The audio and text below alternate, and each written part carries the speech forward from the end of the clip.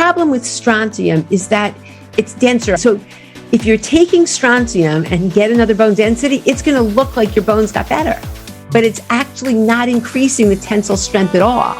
So it's a false improvement, and you don't want it at all.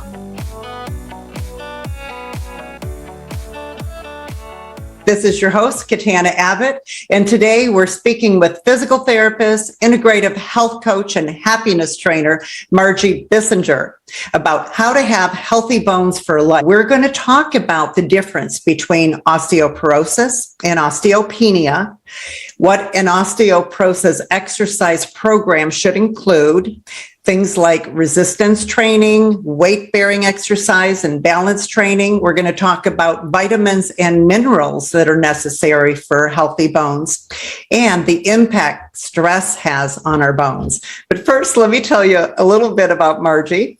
Margie is a physical therapist, an integrative health coach, happiness trainer, and author, the host of Happy Bones, Happy Life podcast.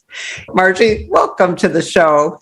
Oh, thank you so much. I'm so glad to be here with you and all your listeners. I really believe that the stars line up sometimes just perfectly. I found out about you when you did your osteoporosis and bone health summit.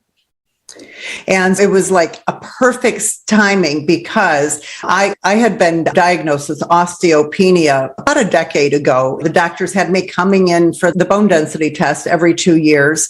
And all they would say to me is, okay, it's getting worse. So just come back in 2 years and we'll see if it's even worse then. Basically, that's what they're saying. No discussion about diet or exercise or anything. So I kept doing that. And then finally, I just got fed up. So I went to an endocrine specialist. And he told me that he took all the tests. And he told me since I had 2 fractures that year, and Margie, one of them, I fell into the river and I broke my wrist because I hit rocks. Anyone would have broken their wrist, right? I had to have a plate put in there, but I did fracture my ankle. And so he said, because of that, he said, I'm going to classify you as osteoporosis. And he wanted to put me on this drug called Reclasp. And it just didn't sound right to me. So I told him I wanted time. I'm going to try something else. Then I started researching. And I want to tell you, he said, the research I found that not only could you have nausea, flu-like symptoms, dizziness, and vision problems, but the side effects could include femur fractures, osteoporosis. I don't know if I got that one right, but it's of the jaw, which is a dead jaw syndrome, and esophageal cancer. And I thought, there's no way I'm following this protocol. So I started with diet and exercise, even more. And I went in this January for my bone density. And guess what? It quit. My bone density actually stabilized. And I'm excited to have you here. I know the women's ears are burning because they probably have had similar situations. And I've got 2 girlfriends right now that are on the Reclasp, and I'm going to invite them to watch this show to learn, because we have you, the expert here. So I want to find out from you, what is this osteoporosis? What is osteopenia? And also, have you heard stories like this? And what do you think of my experience? Okay. Wow. But the truth is, it's sad. The truth is, it makes me really upset because this is what's happening all over. And I think that's one of the reasons I'm so passionate about this, because I've been working with people with osteoporosis and osteopenia for over 25 years. And I don't blame the physicians because that's what they're taught. It's not, I really don't. If you're taught there's a pill for all ills and what's the treatment, you really don't look at root causes. You don't look at prevention. So much is missing. And it's exciting, not exciting, but it's exciting because it's empowering. There's so much that can be done. And even for people who are on medication, people think, okay, I'm taking that, I'm done. It's not that case. It's not that. But I always believe that there's silver linings to everything. and that the diagnosis of osteopenia or osteoporosis is really an invitation. It's an opportunity to examine where you are in your health. Like, I'm sure you did great things for your body, where you are with your exercise, your stress level, your food. And then you can see, because the bones aren't in isolation. Usually when something's going on with the bones, there's things other places. So you end up doing all these great things that really will help your health for the rest of your life. So that's how I look at it. But in answering your question, so what is it? So the word osteoporosis just means porous bones. And what happens is you're losing bone, both in the architecture, so the quality and the quantity of bone. And the difference between osteopenia and osteoporosis, the way it's diagnosed, is solely by a bone density test. So when you get the bone density test, they give you a number, and the key number is the T-score. And what that does, that measures what is the standard deviation away from a healthy 30-year-old's bones. So anywhere from 0 to -1 is considered normal. Anything from -1 to -2.5 is considered osteopenia, and anything from -2.5 and lower is osteoporosis. So it's really just a number. Unfortunately, everybody gets, oh my gosh, that number. And if you have this number, you go on this medication. And that's missing so many things that we'll get into. But the thing is, there could be two people with the exact same number, but one, the quality on a typical DEXA. Now, there are some other tests that help with quality, but your basic bone density test that gives you the number doesn't tell you the quality. So you could have really strong, flexible bones that if you fall, you're not going to fracture. Or you can have bones like twigs on a tree that, even if they may be strong, or chalk, if it falls, it fractures. So it's only one piece of information that everybody looks at that gives you that diagnosis. I don't have osteoporosis. I know that. But it's like, I want to erase his record there. And so anyway, I am going to prove these doctors completely wrong. And I want to ask you about food, because one of my clients can't take supplements. She told me that she started eating foods that were rich in calcium, just foods, leafy greens and stuff. And there is a whole list, and I think you have access to that whole list too. And she raised her bone density 7%. It's really interesting because there's a lot of different things. And the one thing everyone is so worried about is calcium. And yes, we need calcium. We definitely need calcium. But a lot of people go about it incorrectly. They say, all right, I'll drink all this milk, or I'll really up my dairy. But the problem for many people is that dairy is inflammatory. And they haven't found that the countries and the places where they have the highest amount of dairy, they actually have the highest amount of osteoporosis. That's not the way to do it. But yes, there's lots of great ways you can get calcium in your diet. The leafy greens is my absolute favorite. And three of my favorite that a lot of people, it just isn't on their list of foods, but it's easy to incorporate, is collard greens. I learned this from Bear Burger, actually, that they use that as a wrap. So, when you're making turkey burgers or bean burgers, you can just use the collards as a wrap instead of a bun, or you can saute them, or you can steam it. I steam it for just a couple of minutes. Yeah, because it's too hard. Otherwise, it wouldn't taste good. You steam it, but it's not the most flavorful. So that's why I feel you need to put things in it for me, like a little Asian sauce or some different things, or just everything that would go with the turkey burger with some avocado, and I like mustard, whatever you put in.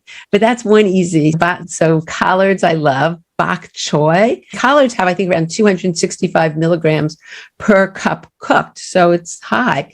Bok choy is another great one that sometimes is not on people's radar. And you can put that in salads. You can saute it. There's lots of ways you can use bok choy. Kale. So those are three easy ones. Well, and I think with kale, Margie, there's some that are really tough.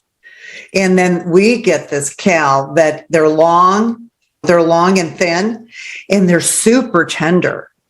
Yeah. You can cut the little stem off it there, and you can massage oil into it and use it in salads.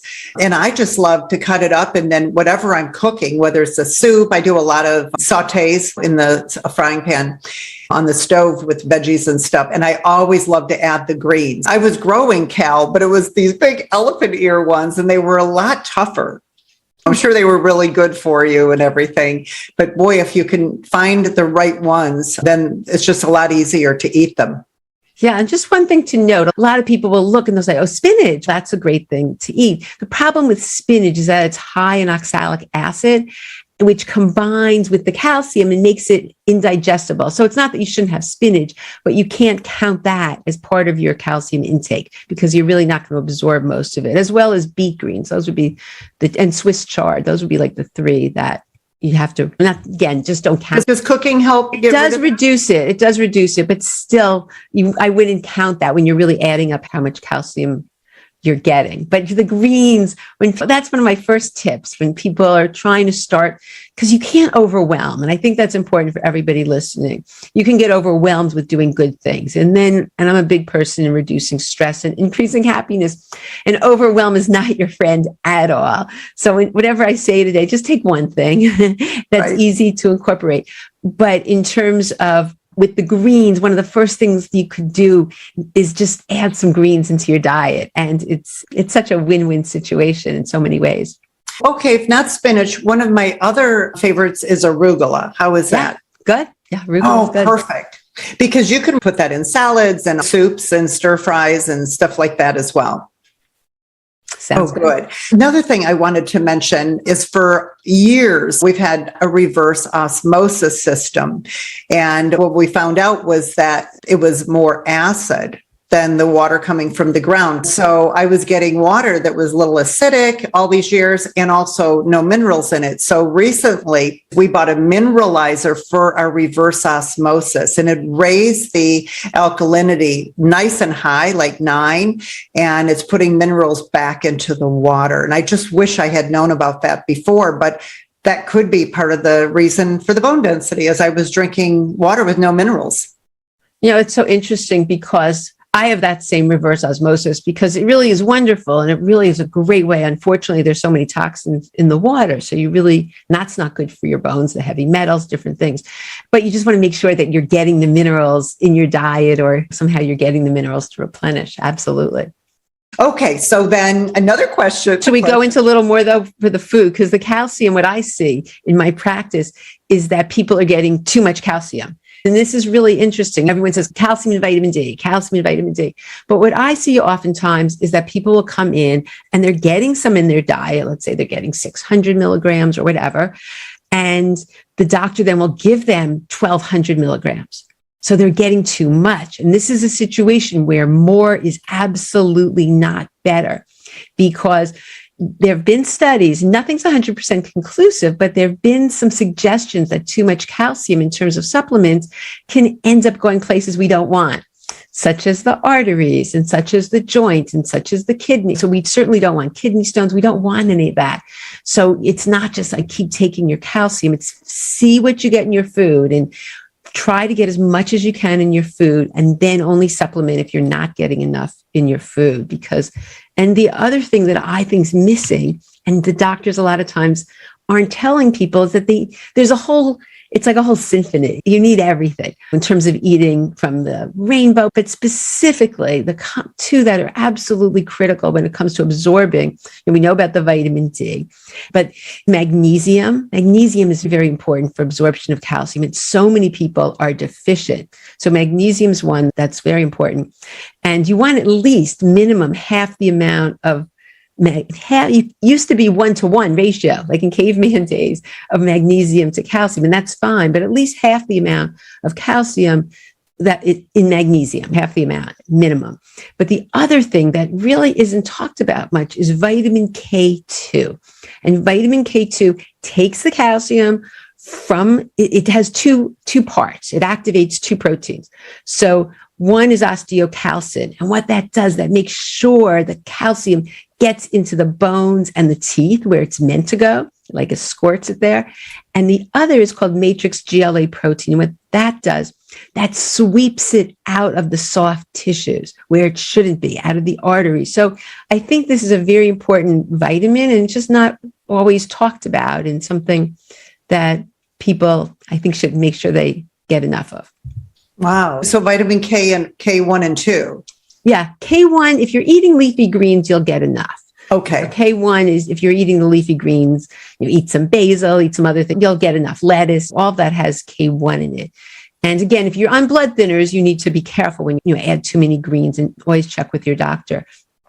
Well, I'm going to make an appointment with you to talk about my supplements and that, because I ordered one that is, you take the calcium for breakfast and dinner, but then before bedtime, you take strontium, I think it is, or... Okay, glad we're talking. Oh, okay, good. Okay. It is $80 a month, so I don't want to take something that I don't need. So I really am so happy we're talking. Yes, I'm really happy we're talking, because here's the story on strontium. Strontium is heavier than calcium, and it competes for the same site. And the problem with strontium is that it's denser. So if you're taking strontium and get another bone density, it's going to look like your bones got better, but it's actually not increasing the tensile strength at all. So it's a false improvement. And you don't want it at all. You really don't want strontium. Nobody feels, in terms of the Bone and Osteoporosis Foundation, nobody thinks that strontium is a good thing to do, because it can compete. So it falsely makes your bones seem stronger, but they're not. It actually can weaken your bones. So you don't want that. And then what happens, people are so excited their DEX is better, but they're taking strontium. So it destroys the accuracy of your next bone density test. So yes or no, don't take the strontium. Oh, see, so I'm just going to go toss it then.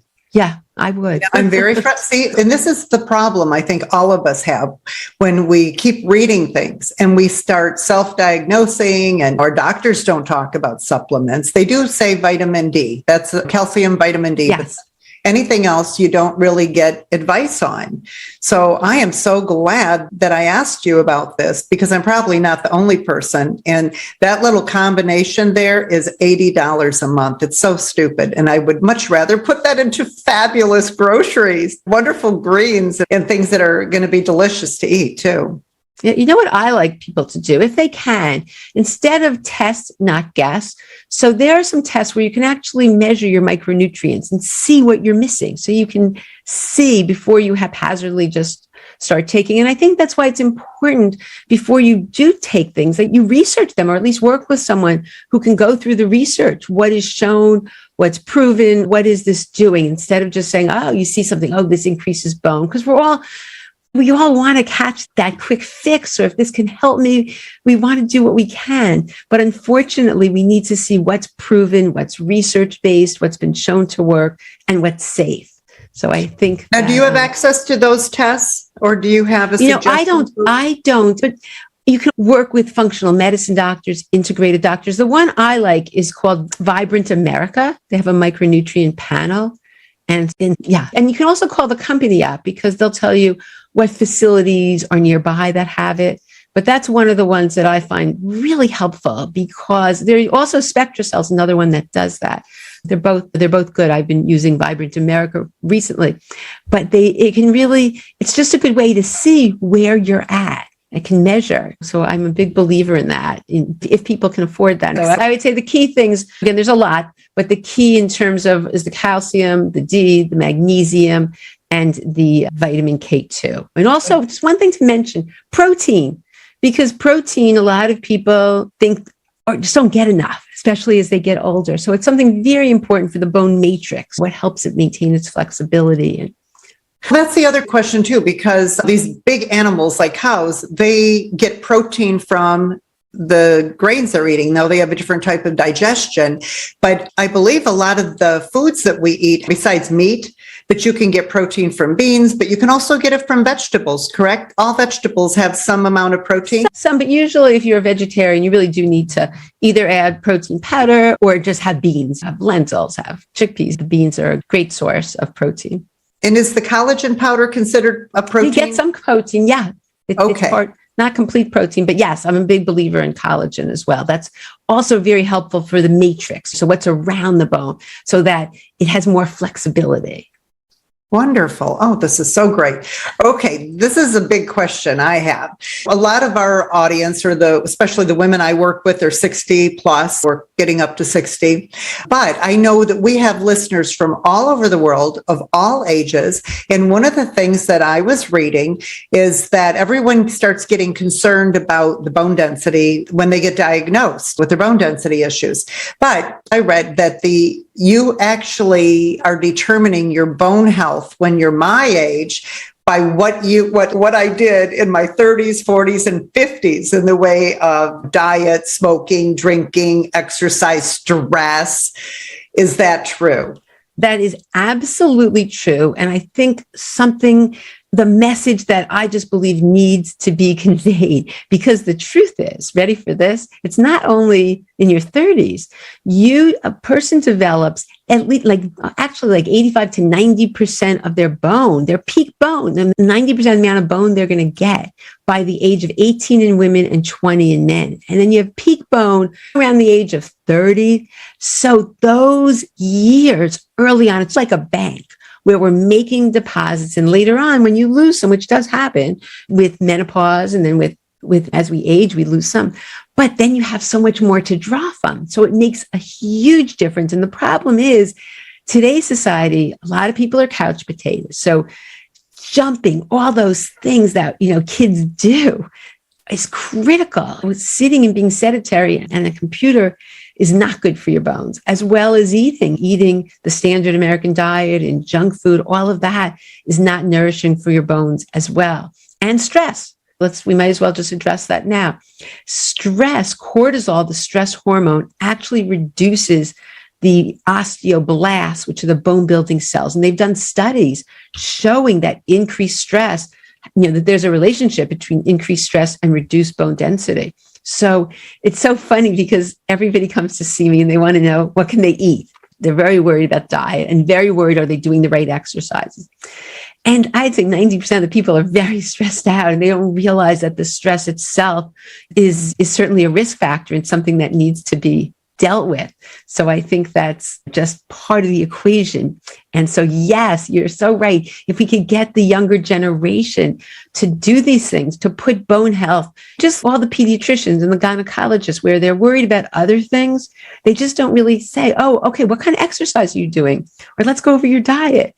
Because if they did that, and we're working on that, the different organizations, even the Bone Health and Osteoporosis Foundation, that's what they're really working on now, getting the younger generation to think about having healthy bones later on. So you are so right that it makes a big difference at all ages. So younger, and then as you get older, to be doing things because the bones respond to forces placed upon it. So with exercise, with your diet, with stress, all those things are going to impact the bones you have when you're older. So it's not as though, 65, I got the bone density test. Oh no, it doesn't have to be that way.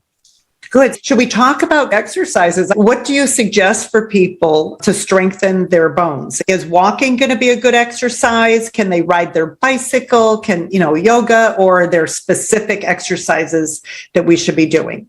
Okay, so that's such a good question. And the problem is, a lot of times people will go to the doctor and the doctor will say, oh, exercise.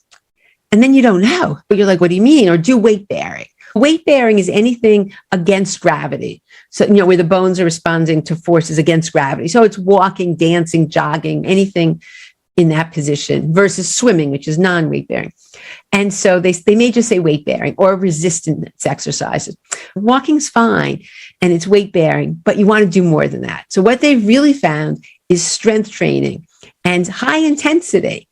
And so my suggestion, anyone that, whether you have osteopenia, osteoporosis, the absolute best thing is to work with a physical therapist, at least even go one time, just to get evaluated, because so often people are doing things not in the right position, or they're compensating. And I just don't want, and because what's effective is really higher weights, lower repetitions.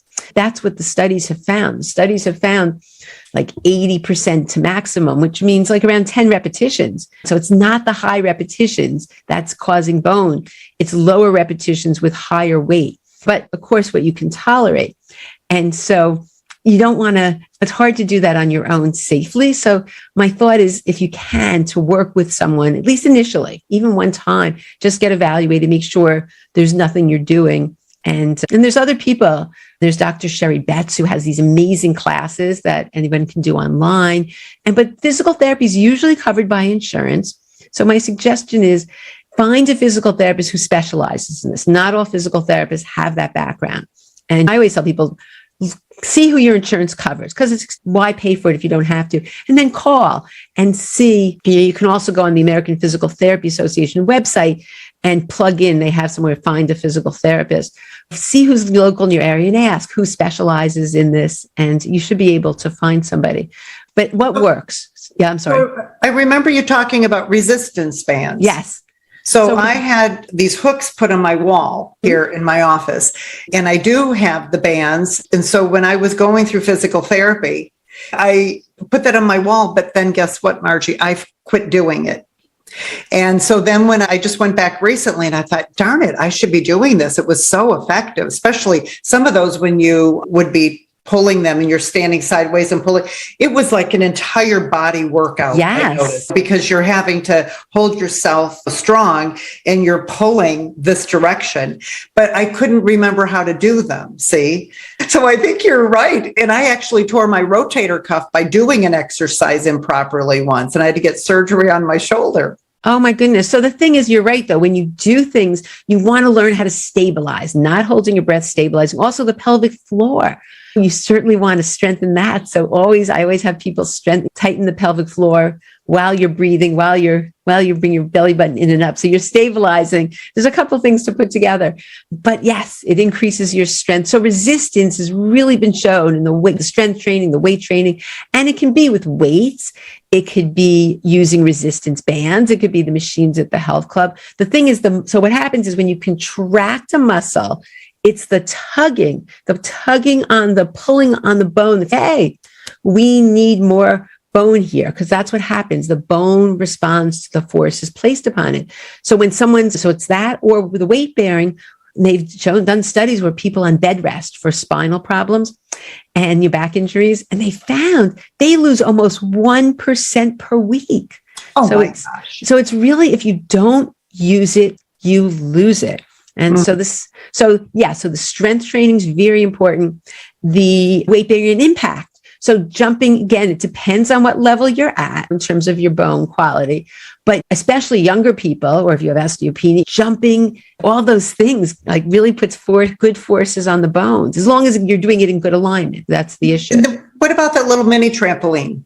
The mini trampoline, I have one. I like it. Here's the deal on the mini trampoline. The mini trampoline, it's the force that's really the issue. So you don't have that much force. So it hasn't been proven, but it's good for lymph flow. It feels good. So I think there's a lot of benefits to it. They haven't studied it per se in terms of osteoporosis, but there's certainly nothing negative about it. And the other thing I like, which isn't an exercise, but I'll mention it because I think it's a good thing, is the vibration platform. And so that's something that the low intensity vibration unit, I stand on it every day for 10 minutes. And what it is, it's just, you barely even feel it. And they studied this with NASA, like what can stimulate in the bone marrow. It has an option that's called mesenchymal stem cells. And can they turn into bone or do they turn into fat? So the stimulation they've shown can help with bone. So to me, it's expensive. It's not cheap, but it's something that it's just easy. To say one more thing about the exercise, that's so important. Yeah. Everybody has to do balance exercises, because that's another thing. If you don't use it, you lose it. And as we get older, our balance really deteriorates. And that's what's gonna make or break a fall. You know what I mean? So I'm a big believer in every single day doing balance. And I love Tai Chi, even going forward and back.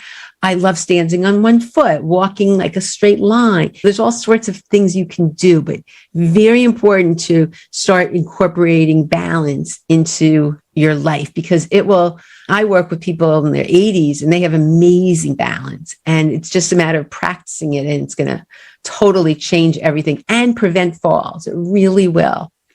Thank you so much for being here and all you're doing to help us stay strong and healthy and happy. Thank you. Okay, wonderful.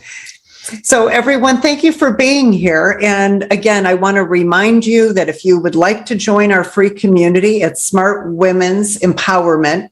And all you have to do is go to joinsmartwomen.com. And when you do, you will receive our e-zine where we feature who the guests are, free gifts and articles, and you'll be able to join the Smart Women's Academy. So until our next show, go out and live with more purpose, passion, and prosperity.